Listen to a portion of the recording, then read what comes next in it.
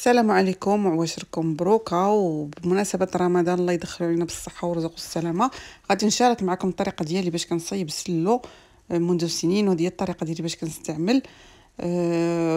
بالمناسبه بين قوسين بغيت غنقول لكم رانا ماشي قناه طبخ، شي كامل صحي بطريقه زوينه بزاف، وغادي تشوفوا معايا الطريقه باش خدمته. ما خدمتوش في نهار واحد بطبيعه الحال، انا شاركت معكم نهار طحنت، نهار اللي حمرت في الطحين، نهار اخر حمرت فيه الزنجلان واللوز. يعني كل مره كنحيد عليا شويه لحقاش راك عارفين ضيق الوقت، ما كاينش الوقت بزاف. داكشي السلو كيبغي هكا، ما كيبغيش يتخدم في دقه واحده، بشويه بشويه. يعني كتقدا كتحطي التقديه، من بعد كتحمري هذه تحطيها، تغسلي هذه تحطيها الى اخره. نبداو على بركه الله. هانتوما كتشوفوا معايا كنغربل الطحين هو الاول، ضروري هذه المرحله. الناس اللي مبتدئين وما عارفينش ملي كنحمروه ضروري، واخا كنضغطوا عليه بهذيك الفرشيطه كيف وريتكم، ضروري ما خصو يدوز من الغربال كله. ومن بعد غادي نوريكم الطريقه ديال كيفاش كنخلطوا. هذا العام درت واحد الطريقه باش خلطته، درت طريقه جديده، وغادي نخليكم مع الفيديو اللي شارح كل شيء من الاول حتى الاخر.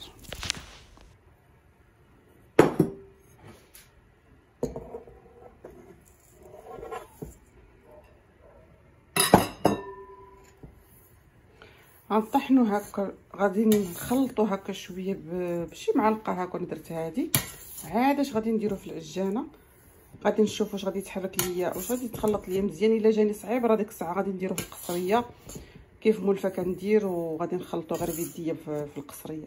انا غادي نجرب هاد الماكينه، مع بان ليا هذا عمر بزاف محال واش يخلطو مزيان، ولكن الا خلطوا ليا مزيان راه من الاحسن غنخليه يتخلط على خاطرو. راكم عارفين دابا عرفتي واحد القضيه نقولها لكم،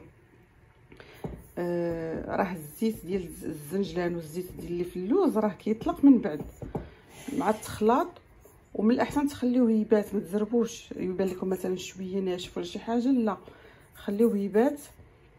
وهات حطوه ملي زعما تخلطوه وتسالوه حتى تكملوا، كتضغطوا عليه بحال هكا تخليوه يبات، كيطلق هذاك الزيوت ديالو، وباش ما تكثروش بزاف اليدان. واخا انا غنستعمل غير زيت العود، ملي غادي نخلي زعما داك الزيت ديال اللوز والزنجلان يخرج وصافي. بالنسبه ليا اللوز كنديرو ديما البقشور ديالو كله، ما هذيك 700 غرام اللي غندير كلها بقشور ديالها. كندخلوا الفران بحال اللي درت الطحين، كيتقرمل على عافيه مهيله، وكنخليه حتى كيبرد مزيان ونطحنوا. فهنا كنقصوا علينا تماره وكيجي صحي لحقاش القشور راه فيهم الفائده. هنايا غادي نبدا نخلط السلو. ها نتوما هنا عندي 700 غرام ديال ديال اللوز. هذا 700 غرام ديال اللوز طحنته على هذا الشكل هذا. الطحين على حسب شنو كيعجبكم، الا كان كيعجبكم كيذوب في الفم طحنوه بزاف، كاين اللي كيطحن نص نص. انا طحنت على حسب كيفاش حنا كنبغيو ناكلوه، يعني طحنته عادي مطحون مزيان وصافي. هنا كاين الزنجلان تا هو درت ليه نفس الطحين، طحنته مع ديك الطحانه ديال ليدل. ها انت راه مطحون مزيان. خليت واحد شويه باش يبقى هكا شويه كيبان هكا في السلو. العطريه اللي غنستعمل هذه الكوزه، القرفه والنافع وحبه حلاوه، بجوجهم طحنتهم وغربلتهم. المقياس كنديروا معلقه، هذا غندير انا معلقه كبيره. هذه غير راس معلقه صغيره ديال الكوزه، راس معلقه صغيره. وانا من بعد كنذوق، الا بان لي خاصو شويه القرفه انا كنزيد، كنبقى كنخلط وكنذوق وكنشوف. هذه هي الطريقه ديالي كندير ديما. المهم ما كنفوتوش معلقه كبيره، راس معلقه صغيره ديال الكوزه. انا ديما كنخلطو بالعسل. هذا كنشد ديك الهرمون انترمارشي، المهم كنستعمل العسل الطبيعي مكنديرش السكر، وكنخلطو بزيت العود اللي كنشريه هنا في فرنسا ولا ديال الطاليان ولا ديال اسبانيا. ما كيكونش مجهد بزاف داك اللوغو ديال ديك الزيت اللي كنعرفو حنا ديال المغرب، لا هذا كيكون زيت العود طبيعي زوين، ولكن ما فيهش اللوغو مجهد. يعني انا ما كنبغيش ندير الزبده الصراحه، ما باش ندوبها ونرجع هذاك اللون نوازيت وداك الشيء الصراحه كنفضل زيت العود كيبقى صحي وكيدوم مده طويله، ما كيخسر ما والو السلو. من بعد عندنا هنا الطحين شفتوا معايا، ها هو الطحين حمرته غربلته درتوه هنايا في هاد، شوف راه كله تجلخ، درتوه في هذا ديال العجانه باش غادي غنزيد عليه هادشي كامل. العسل والزيت العود غادي نسخنهم شويه، غنسخنهم ندفيهم باش دغيا دغيا كينسجم لينا داك الخليط. راك عرفتوا الا كانوا العسل راه عارفين ملي هذا راه عسل ماشي راه كاينه قاصح لا، ولكن راك عارفين كيزيد يطلق مع السخونيه باش يتخلط لينا داكشي وينسجم مزيان. صافي هادشي اللي كنحتاجو، شفتوا بطريقه سهله. حقا ما قلتش لكم شحال هنا عندنا كيلو ديال الطحين هذاك اللي وريتكم، لا فارين دي بوتر اللي ماشي فورس عادي، هذا كيلو. هنا 700 غرام ديال اللوز، 700 غرام ديال الجنجلان، بحال 700 انا هذه الطريقه اللي كندير وكيجيني سلو زوين. نورمالمون كاين اللي كيدير قل، كيدير غير نص كيلو جنجلان، نص كيلو لوز وكيلو طحين. مي انا درت 700 غرام لوز، 700 غرام جنجلان وصافي. انا غادي نخلط دابا.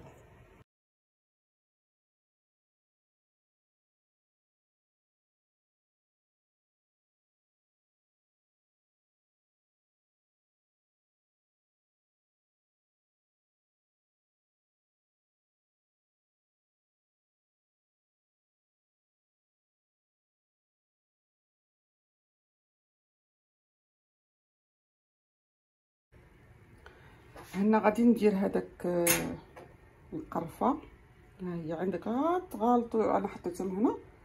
المهم غنوريكم بعدا القرفه اللي غادي ندير. المهم نتاكد واش هذه قرفه، ها هي قرفه كي قلت لكم هذه تقريبا معلقه كبيره. وهذا حبه حلاوه والنافع مطحونين ومغربلين. وبالنسبه للكوزه راه غادي ندير راس معلقه، نهزها هكا غنصبيها راس معلقه صغيره، حقاش الا كثرنا راه كيعطي حتى المروره. انا هنا سخنت العسل في ميكرووند، سخنته هكا في ميكرووند. هانتوما شفتوا ملي كيسميتو كيطلق، زدت العود حتى هو سخنته. غندير هذا الكاس الاول، وعاد اش غادي ندير العسل. وكي قلت لكم هذا كيلو ديال العسل وهذا كاس ديال زيت العود، وغادي نبقى انا كنخلط وعيني ميزاني حتى نشوف شحال غيهز ليا.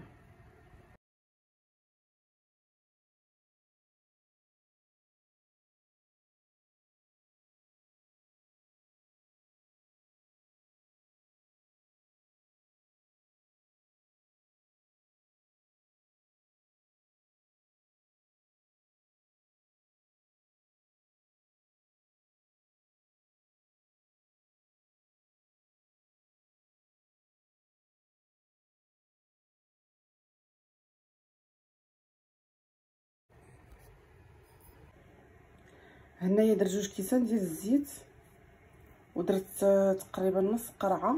ها هي دابا غادي نزيد كاس اخر، وغنزيد هاد العسل كله. كي قلت لكم ملي كنخلط هكا كنبدا نذوق وكنشوف. والصراحه القضيه هذه والله الا عانه ليا بزاف ديال بالروبو، غير هي مره كنقلبها كامل لتحت تعود تكون ما محركش مزيان من التحت. وهذا هو الكوزه كناخذ غير من الليدل، هذا الكوزه مطحونه، وهذه القرفه. صافي مازال غادي نزيد هاد الجوج اللي قلت لك حتى لاخر حاجه. غندير الزنجلان وصافي. صافي هنا كملتو. هانتوما نوريكم كيبان هكا، كيبان معلك صراحه. باش ديروه في الروبو اللي كيعجن بطريقه زوينه بزاف، ما كتمحلوش مع بزاف. هانتوما شوف كيفاش داير. باش نقول لكم هذا راه قرعه ديال نص كيلو، درت 1.5. وزيت العود درت 3 الكيسان كبارين بحال هادو ديال اتاي، 3 الكيسان. كي قلت لكم انا بقيت كندير وكنخلط الطريقه اللي كندير. عمركم البنات ما تتبعوا تشوفوا مقادير ديال شي وحده تقول لك ديري معلقه القرفه، ديري معلقه القرفه، حقاش راه القرفه المذاق ماشي بحال ديال، راه كاينه كاع كتكون مجهده بزاف، كاين اللي كتكون بارده، كاين اللي كتكون حاره. داكشي علاش وليو تذوقوا، ديروا غير بشويه بشويه وذوقوا. احسن طريقه هي هذه. كاين الزنجلان وزيت العود كيكونوا كيطلقوا بزاف الزيت، ما كتحتاجوش بزاف ليدان، يعني هادشي ما فيهش المقادير مضبوطه. وصافي هادشي اللي بغيت نقول لكم. والطريقه ديال تسخنوا العسل والزيت باش هما شويه دافيين تخلطوا، كيخلي داكشي دغيا ينسجم. وواحد العام انا كنت درت داك بودر كاكاو شوكولاط غبره لي 100%، حتى هو راه كيجي زوين في المذاق. الا كنتو بغيتو زعما اللون شويه كحل حتى هو كيجي زوين. وانتم شوفوا كي كيبان، راه كيبان معلك وزوين. دابا شنو غادي ندير انا؟ غادي نخليه هنا، هذه ديال الاينوكس، غادي نضغطوها هكا مزيان باش يزيد يطلق في بعضياتو. غادي نخليها كيبات عاد اش غدا غادي نحولو في شي حاجه، في شي سطل اخر ولا في شي قاعه اخرى فين غادي نخليه. والمهم الحمد لله بلي كملت انا. الصراحه واحد الريحه عاطيه في الدار زوينه، وانا هاد الريحه هذه كنبغي تكون حتى تبقى ديك يومين رمضان. علاش كنمولفه كنصايب انا السلو ولا الشباكيه، ولكن حقاش هاد العام عندي هاد السيمانه من هاد السيمانه عندي غير هاد السيمانه اللي خاويه. السيمانه الجايه غتكون عندي عامره، غادي نبدا ان شاء الله واحد الفورماسيون غادي نشاركها معكم. وداك الشيء علاش ما غيكونش عندي الوقت السيمانه الاخرى، غادي داك الشيء علاش قلت نحيد عليا هاد السيمانه. وصافي هادشي اللي كاين. باش البنات تحتفظوا به مده طويله، انا طريقتي كنديرو في قراعي صغار ديال الزاج، بواطات هكا ديال نص كيلو ولا ديال كيلو، باش ما نبقاش ما كنديروش انا في سطل كبير ونبقى حلسد هذاك هو اللي كيخلي المذاق يتبدل. وصافي غادي نكون واقيلا قلت لكم كلشي. الا نسيت شي حاجه فكروني في التعاليق. وكنتمنى هاد السلو ديالي يعجبكم، وانتظروا الشباكيه اللي غادي نحضرها ان شاء الله غدا، غادي نحطها لكم.